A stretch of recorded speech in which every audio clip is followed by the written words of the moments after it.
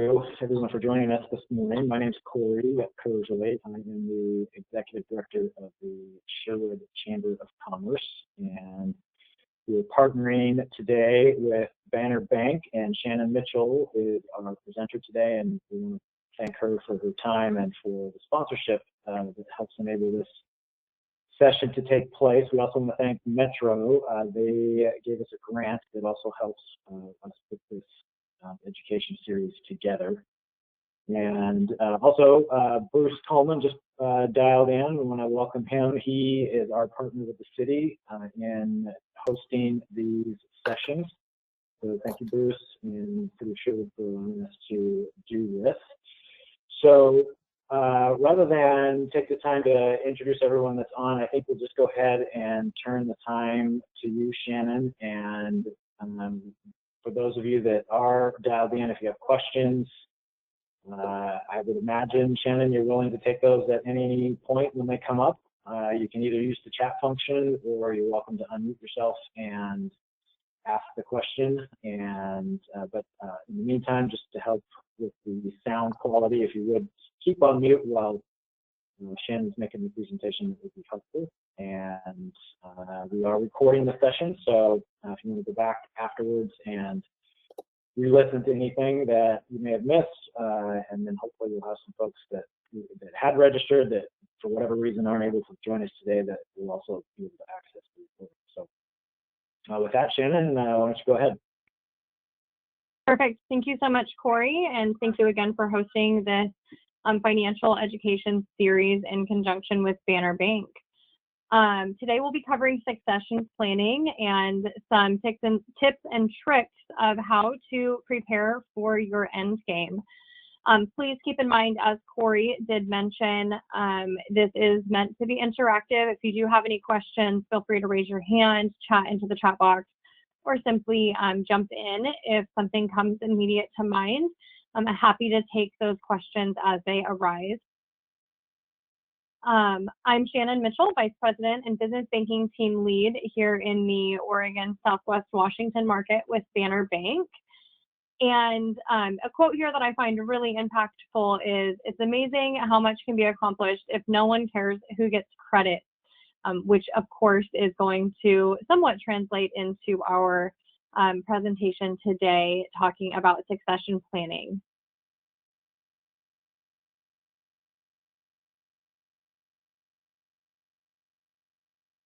So a little bit about Banner. I'm really proud to work for an outstanding community bank that truly cares about our clients and the community. Before we dive into the meat of this presentation, though, I'd like to take a couple of minutes to tell you a little bit more about the bank and myself. Banner Bank started more than 130 years ago with core values that never go out of style: listen, learn, and help businesses achieve their goals. Today, Banner Bank is a financially strong regional bank. I like to consider us a super community bank because it really does fully encompass what we're doing in our markets that we serve. We're $14.4 billion in assets with locations throughout 4 states, and we're able to meet the diverse needs of businesses and individuals. Now, more than ever before, we can meet the financial needs of businesses and families across our footprint, including right here in Sherwood. Personally, I have been in banking for 10 years and have served in a variety of roles, including branch banker, business banking officer, commercial relationship manager, and now I'm our market business banking team lead.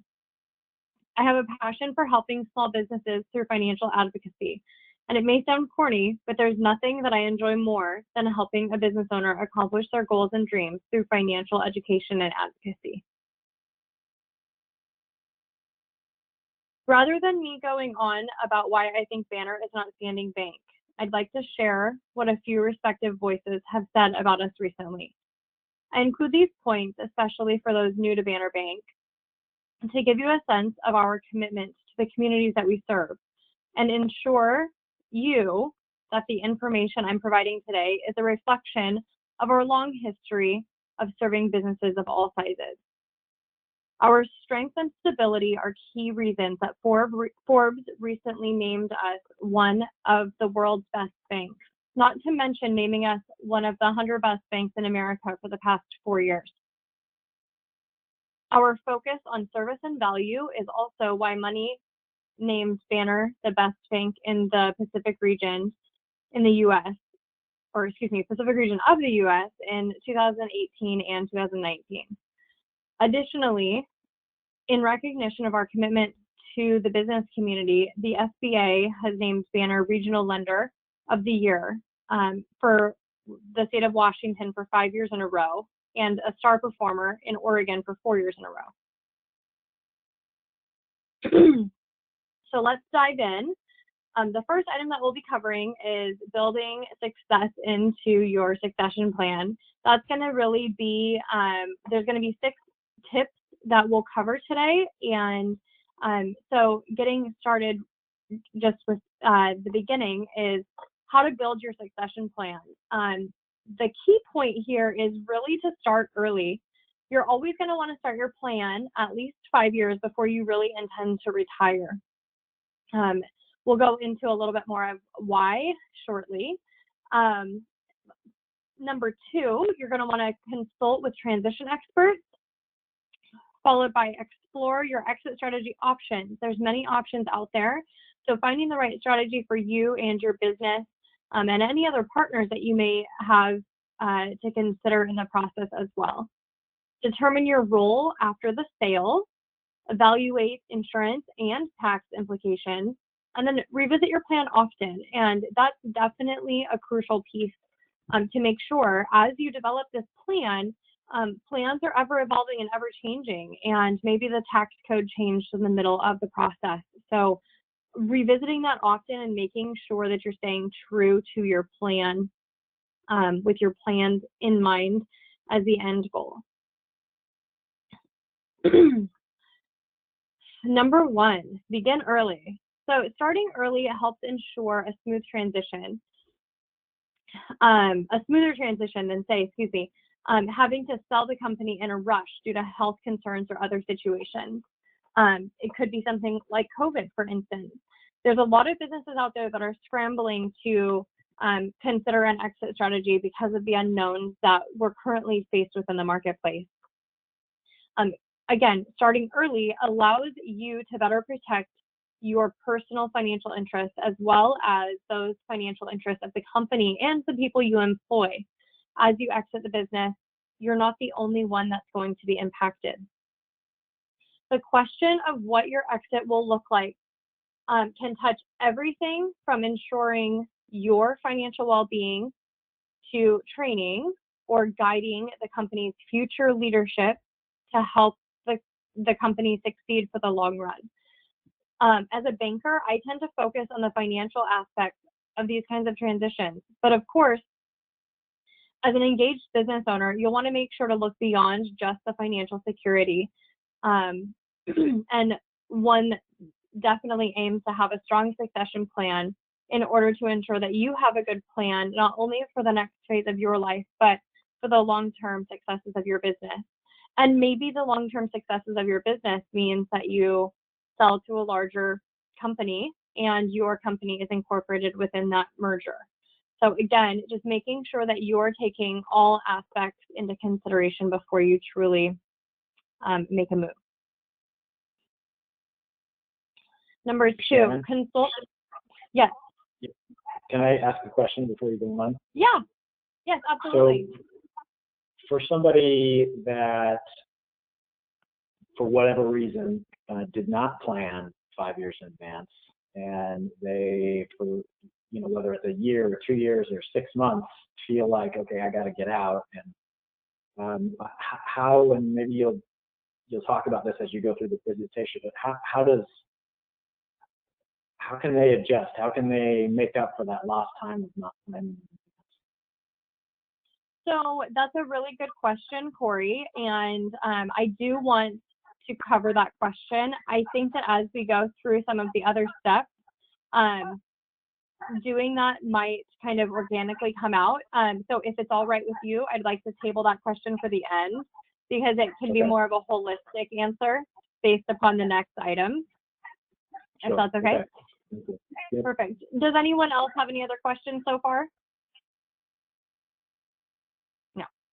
Okay, perfect. Thanks, Peggy. So number 2, consult transition experts. And this is somewhat of the big point of what Corey just asked. So the transition experts that you can really use to your benefit are going to be a banker or your banker, your accountant, an attorney, and then also potentially a business broker or a succession planning consultant. There are people out there that specialize in that. Other transition experts that aren't necessarily listed here that can be very beneficial are mediators to help negotiate through and mediate that sale and that transition for you. On the banker side, excuse me, on the banker side, the things to consider that really that are really key here is you should not only take into consideration your banker that currently manages your business banking, but you should also take into consideration your personal banking relationship, specifically with regards to your retirement accounts and what that life is going to look like after you retire. So when you look at these transition experts, make sure that they are all talking to each other on your behalf and make sure that they all know who each other are, because your attorney may structure something that has negative tax implications on the accounting side, or your banker may make a recommendation, for something with your 401k, let's say, or your investment account that again has negative tax implications. Or maybe it's as simple as just figuring out if it's going to be a year-end transition or not. Tax implications are crucial. So I cannot stress enough how important it is to have those conversations. Exploring your exit strategy options.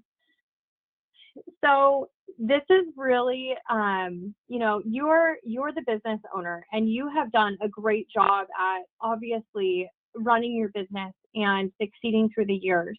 You are personally and emotionally invested in the success of your business long term.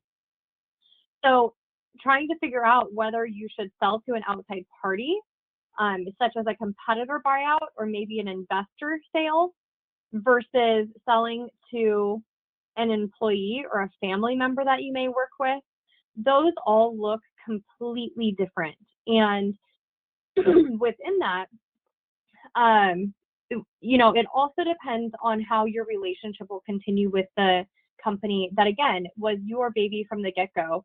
Or maybe you acquired the business yourself 15 or 20 years ago, and now you're selling it. But again, that's been your livelihood for the last however many years. So making sure that you really navigate what makes the most sense for you and the business long term, those are all key factors. So one of the things that I want to give an example on is if you're a sole proprietor or an owner-named business, what does that look like and how does that work? I have 2 examples that I want to cover here. One of which, the first is actually my aunt. My aunt is an attorney, and her attorney is, or her practice name is Kate Mitchell, Attorney at Law. And she's out of state, so I don't mind talking about this. But she says to me one Thanksgiving, I don't have a retirement. My business is my retirement, but there's no value to my business because once I retire, my business no longer is in existence. Because she feels that since it's tied to her name, there's no way that business can possibly generate revenue without her anymore, which is 100% a common misconception amongst small business owners that may be operating under their own name. Now, the things to think about within that is she has a robust client base. She has a portfolio of legal accounts and business that she's been doing and continues to do. So Don't get bogged down thinking that because your business is your personal name, that you cannot still leverage that to your benefit. Some of the examples of how you can leverage that to your benefit are going to be selling your current revenue generating portfolio or client base to a competitor. That increases that competitor's revenue. So there is a huge benefit to doing that. So taking those into consideration and again, really leveraging your knowledge base to that is going to be key. The other factor that I think is really unique in this time and in this day and age is the other thing that I recommended with her business was bringing on an associate fresh out of law school and training that individual over the next couple of years. So they may buy the book of business and buy the business from my aunt, continue operating. My aunt continues working as a W-2 employee, but doesn't have the stress and the headaches of owning the business herself, but can continue to service her clients. All the while, the new fresh out of grad school or fresh out of law school owner is getting trained from a resident expert in that field. So the second example of this is one of which an old client of mine was an accounting firm. He was in his mid-40s and just decided he did not enjoy owning a business. He wanted to get back to what he loved, which was the tax side and getting strategic and helping business and commercial clients through tax strategy. He was able to find a buyer, another accounting firm, who acquired his firm and his clients and did exactly what I just described for you. He negotiated a purchase and sale agreement. And not only did he do that, but he's staying on for the next 5 years at minimum as a W-2 employee, and his income is heavily derived upon the revenue of the clients that he sold to this new business. So he has a vested interest in making sure that his clients remain happy. So those are, again, just some unique examples of how you can really get creative in the sales strategy, depending upon the type of business that you have and how engaged you want to be moving forward.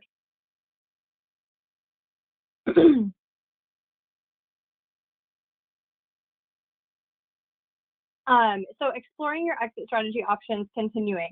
I've kind of mentioned this, so selling or passing the company to employees or family members.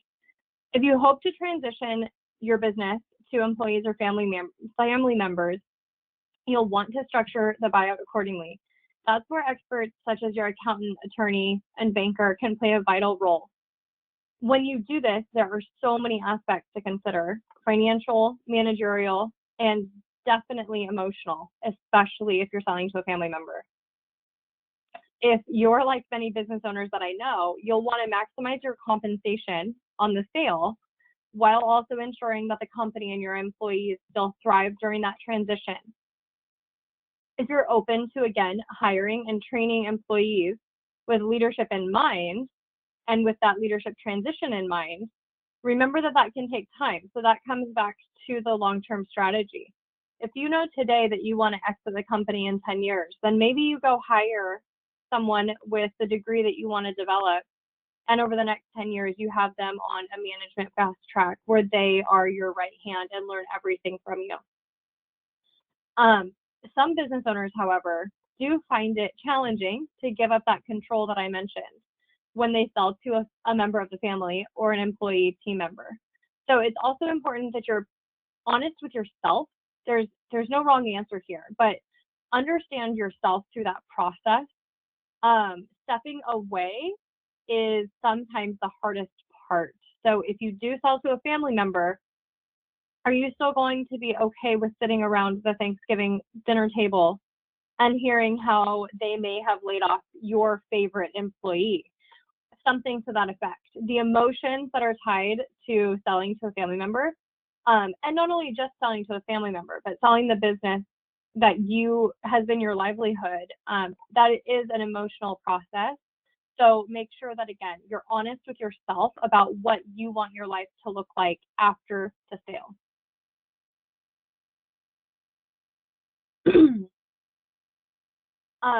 We already kind of talked about this a little bit, but remember, just because your business name may be John Smith Real Estate Attorney doesn't mean you don't have any options. You can bring in that associate or junior attorney to buy your book of business. You can train them as they're getting into the industry while still getting paid. So never sell yourself short on your abilities, and make sure that you're consulting with those experts to talk through the process and what options may be out there. You can initially, again, be bought out for X dollar amount and then receive compensation as a W-2 employee or consultant for the following years, depending upon how you want that transition to look. Don't feel like you have to sell the business and draw that line in the sand, because in all reality, that doesn't happen usually.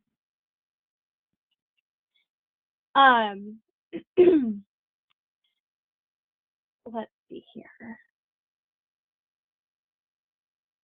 I thought we had a question in the chat. Oh, and nope, Bruce just thanked me. So absolutely, Bruce, I'm happy to be adding this content for us today. Thank you for attending. So number 4, again, we've talked about this briefly, but determining your role after the sale, staying on as an employee is an option, consulting back to the company is an option, or exiting completely. This is something that kind of comes back to Corey's initial question. What happens if you have to have a rapid fire sale? Oftentimes that means that you need to exit quickly or completely. Those factors really come into play on, again, what the circumstances are, and the benefit of selling quickly, because there are so many options here. And I do have an example on that. We actually just went through the process of helping a client transition, and his buyer was coming from out of state, already owned the same kind of business. It was a trade type business, and this buyer was coming in from California, acquiring our client's business, and we really needed to facilitate that process in a smooth transition. We were given 12 days notice for that to happen. And the buyer said, if you can't get this done, because I have to be an owner of this type of business by the end of the month in order to fulfill a new contract that I have with a large retailer. If you cannot complete this in X amount of days, then I'm walking away. And our client said, it's fine, we will jump through as many hoops as we possibly can. And so we did, and we got it done. And the outcome of that was they took a little bit less on the sales price of what they hoped to ever sell the business for, but they were able to exit quickly, swiftly, essentially move forward, and the total purchase or the total sales price was $500,000. So each selling party had, they received 50% of that. So there is benefit to that kind of quick and rapid sale transition. And in that case, they weren't planning on selling the business. They were essentially, this buyer reached out to them to see if they had entertained the idea of selling, and it just all fell into place from there. So those are strategies and options out there. And in this case, that client did completely exit the business upon the sale. Evaluating insurance and tax implications. This is definitely one in which is a nuance, and I only know enough to be pretty dangerous here. So always consult with your financial experts and your experts that you have supporting your business today and supporting yourself today. Your personal tax implications, your business tax implications, and then also insurance impacts. That's a big one that a lot of business owners forget. So on the personal tax side, things to consider would be, when should you actually receive the payout for that sale? What date in time should that sale occur? you're all aware we're reaching our year end of our calendar year end. So that's going to be a factor. That same accounting firm that I mentioned financing the sale of, it was really interesting because the selling accountant could not receive the funds until 2020 due to tax implications. So what that meant was we as the lender had to do all of the steps, have we funded to the escrow company that was handling the sale and facilitating the sale. And then from there, the escrow company dispersed to the seller in 2020. So again, as of 2020, January 1, 2020, the ownership change occurred. If you think back in time with the tax changes that occurred in, I believe it was the end of 2016 going into 17, I think was the tax year that changed. A similar incident happened, and the selling party could not receive the funds until the following tax year. So make sure, again, you're communicating this with your accountant, because if you sell your business and you walk away, the last thing that you want is to get an astronomical tax bill that's due within just a couple of months. So really take all of those into consideration. On the insurance side, we all know how much insurance costs, especially when you retire and you no longer have the support of your company helping with those deductibles.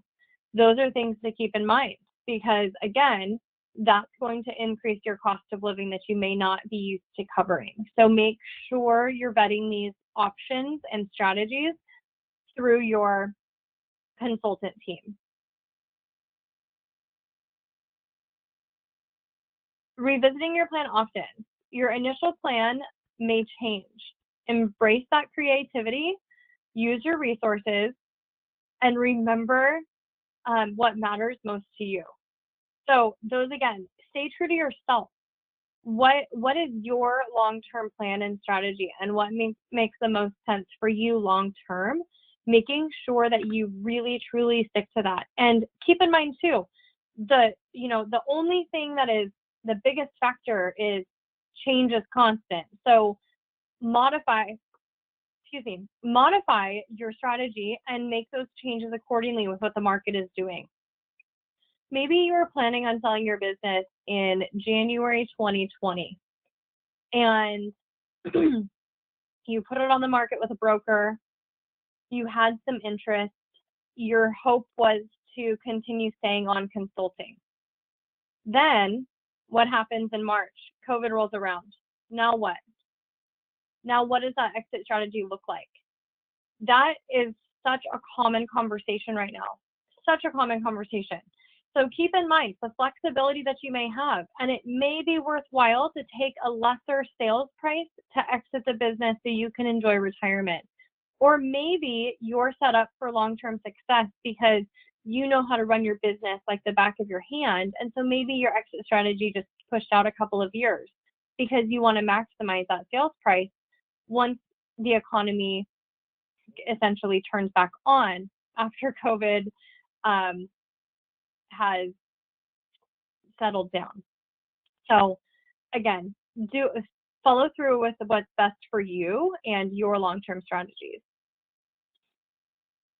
Now, I want to talk a little bit about the financial considerations here and ways that you can really turn this plan into a successful reality. There are key things to consider here with every option listed. Remember to keep an open mind as you're planning. Some options may fit better than others with your long-term or short-term plan.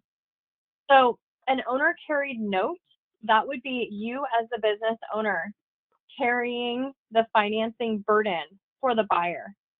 Oftentimes this happens when you're selling to a family member or to an existing employee that maybe doesn't have the means to put that down payment down. One thing I will say with this is if you start with an owner carried note, that buyer is not able to refinance your owner carry note into an SBA loan unless they have made 2 years of payments to you. So keep that in mind, because if your plan is to have them refinance you and pay you off within 12 months, then that financing structure should look a little bit different. SBA financing, again, the most common SBA financing. Shannon, can I just ask a quick clarification on Yes. the owner carried note? Essentially what that means is, tell me if I'm wrong, is essentially you agree on a selling price and they make payments to you as opposed to giving you a lump sum of money. Is that what Correct. you mean by owner carried note? I just want to make sure I was Yes. clear on that. Yes, thank you, Corey, for the question. So an owner carried note is going to be where you as the owner, the current owner and selling party, you are financing, you become the bank. So the buying party owes you a loan balance of whatever the negotiated sales price is. You can include interest in that. It can be, again, a recorded against the business transaction where you as the selling agent has a UCC filed against the business that states that you have a vested interest in the business. So that new buyer cannot go over leverage the business. Those are, again, all kind of factors and nuances to that owner carried note structure. But if you enter into that type of agreement, you need to make sure that it's negotiated and reviewed with an attorney to make sure that, again, like let's say that you are in that type of structure and then a new owner ends up in a lawsuit of some kind. You want to make sure that you are protected and that that note and your interest in the amount that you're owed is accurately represented. SBA financing. So 7A, SBA 7A financing is the most common. SBA Express program of the 7A is, again, another option here. What SBA financing offers is it offers the bank additional collateral on the transaction. So in the event of default, the bank can still collect some sort of reimbursement for that loss.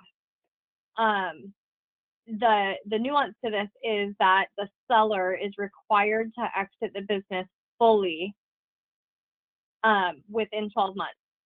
So you cannot stay on as a W-2 employee. You are able to consult with the business and receive a consulting wages from the business for up to 12 months. But after that 12 months, you fully need to have exited the business.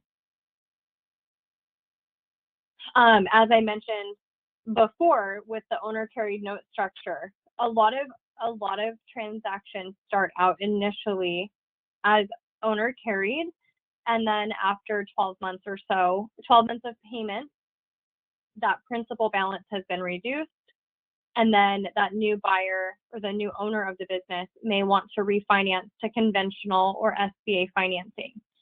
The thing that I mentioned before is that if you want to do that, you cannot refinance to SBA unless you have made 24 months of payments on that owner carried note. So making sure, again, that you have a long-term strategy established for yourself and for the new buyer is crucial. Conventional financing on a business, this is going to look fairly unique depending upon which lender you're working with. So I can speak directly to Banner Bank's financing. Typically with a business acquisition, you're looking to put between 20 and 30% down. This does depend upon the type of the business, obviously credit and cash flow. So remember that as you're selling the business, you may need to pay a little bit more in taxes in order to make sure that your business can qualify for financing. If your business can qualify for financing that new debt of buying you out, then that's a really good structure to offer to any buying party. Because again, the business can support that cash that cash payment back to you or to the bank. So making sure that the business isn't getting over leveraged by that cash is pretty crucial. One of the other factors to consider here is if you own a building. This is something that I haven't necessarily worked into specific talking points because this presentation is specifically around succession planning. But let's say you own the commercial real estate building that your business occupies. You don't necessarily have to sell that building with the business. You can, and if you do, then that conventional financing changes and becomes much more desirable to a lender. But you can also, from your long-term strategy, if you own your commercial real estate, you can continue to own that commercial real estate and lease back to the business as you have been doing, just under the new ownership. So that's an additional way to maximize your retirement plan, as again, you're navigating what things need to look like. Blended financing can be a mix of, again, bank financing plus payments over X amount of years. This comes back to that example of the accountant sale, the accounting office sale that I mentioned that we had financed. We as the lender, we were only comfortable funding $450,000 on the firm acquisition, the accounting firm acquisition. The total sales price of the accounting firm was $1.1 million. So what the seller and the buyer negotiated was the selling accountant was going to stay on as a W-2 employee for the next minimum of 5 years. And over that next 5 years, he was going to be paid out that remaining balance due of $650,000.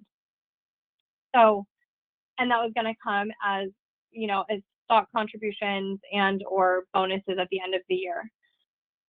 So keep that all in mind.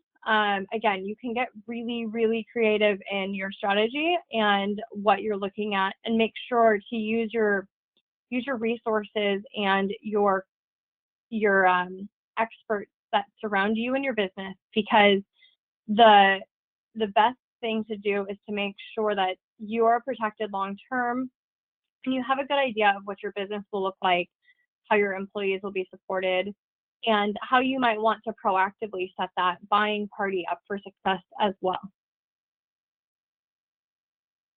With that is all that I have today.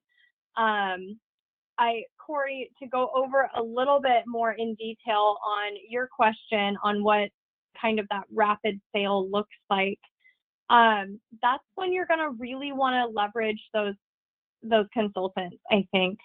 Making sure that, you know, if you do need to exit the business immediately, find that broker, or you know, identify your buying party, whether it's a family member or a team member that you currently employ, and quickly meet with your attorney and your accountant.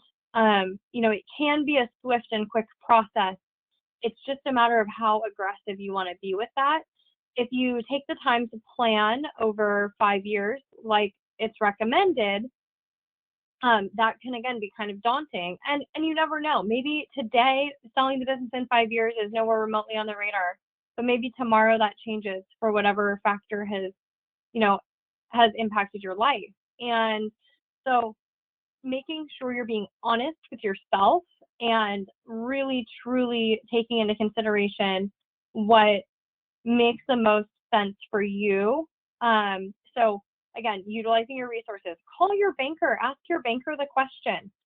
The other things that may come into play: do you currently have any loans under the business that you've personally guaranteed? Those all have to be cleared up. So there's only so much that you can do quickly without having your existing lender's approval. And the outcome to that may be the existing lender has to be paid off in full. So the other thing we're at year end 2020, but did your business receive a PPP loan? Technically, if you received a PPP loan, you're not supposed to change ownership unless the lender who issued you the PPP loan funds have approved it.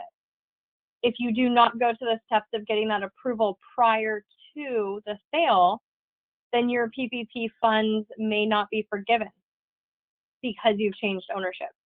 So really making sure that although you may have to sell your business quickly, making sure to do your due diligence across the board is going to be really, really crucial in not just the long-term business success, but also your own. Because if you do sell that business and the PPP funds don't get forgiven, then that goes back onto the business as an obligation for the business, which may come out of your compensation as the seller. Does anyone have any questions?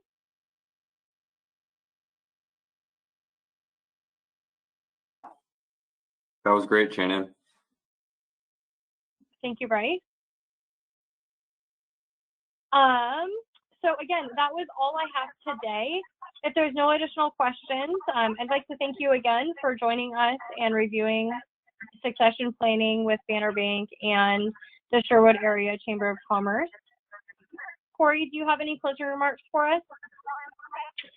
No, thank you also to the city of Sherwood. Looks like Bruce maybe just stepped away for just a second, but we really appreciate your work on this and the other sessions that we've done. And we are continuing our monthly sessions. Our next session will be in December, and we'll be focusing on social media. Kathy Bazan of the Business Recovery Centers, which is a CARES-funded program, if you will, that is helping businesses get through the pandemic. She will be our guest speaker. She's got a lot of experience with the small business development centers, and she knows a lot about social media. So we look forward to that. And so that's all I have. So unless somebody wants to throw a question out at the last minute here, I think we'll be good to go, and hope everybody enjoys the sun. Well, it's out. We've had a fair share of rain for sure in the last 24 hours. But. Okay, well, with that, thank you, everyone. Thank you, Shannon.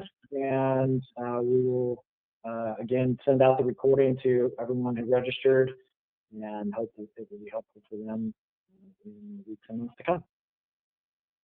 Thank you, Corey. Okay.